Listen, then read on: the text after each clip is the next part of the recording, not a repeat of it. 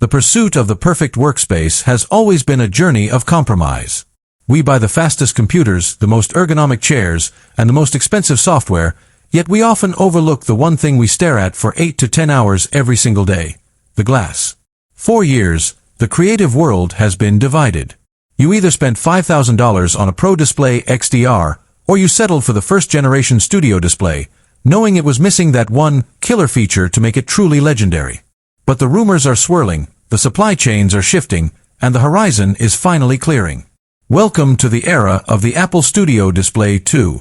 This is not just a refresh. Welcome to my channel Tech Launch.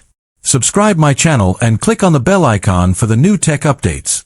This is the moment Apple reclaims the desk of every professional, every creator, and every dreamer in America. If you are a photographer, a video editor, or a developer, you know that your monitor isn't just a peripheral, it's your eyes. And for the last 2 years, we've been asking for one thing: promotion. The original Studio Display, as beautiful as it was, felt stuck in the past with its 60 Hz refresh rate. But with Studio Display 2, the game has changed.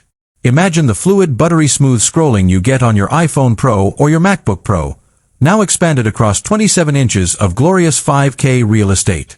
This 120 Hz refresh rate isn't just for gamers. It's for the editor who needs to see every frame of a timeline with surgical precision. It's for the designer whose eyes shouldn't have to fatigue after a long night of pixel pushing. It is a fundamental shift in how we interact with macOS. But let's go deeper into the panel itself. There is a massive shift happening behind the scenes, and it's called Mini LED.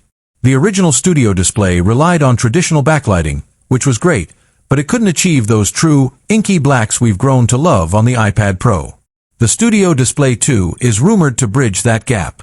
By utilizing thousands of tiny local dimming zones, this new display brings HDR content to life in a way that was previously reserved for screens that cost as much as a used car. We are talking about peak brightness that hits 1600 nits. Think about that. Even in a sun-drenched home office in Los Angeles or a bright high-rise in New York, your screen will remain vibrant, punchy, and utterly accurate.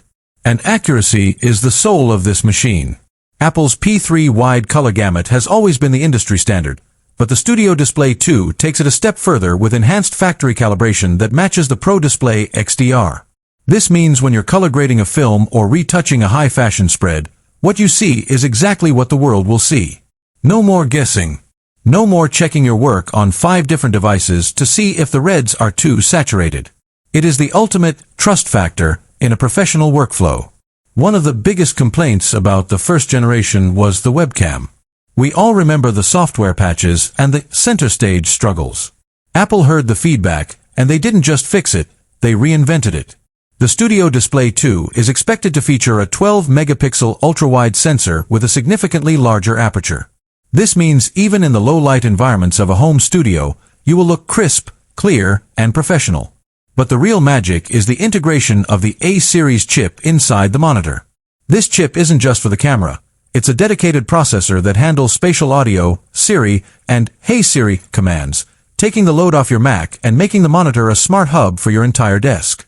Speaking of audio, the 6-speaker system in the original was already the best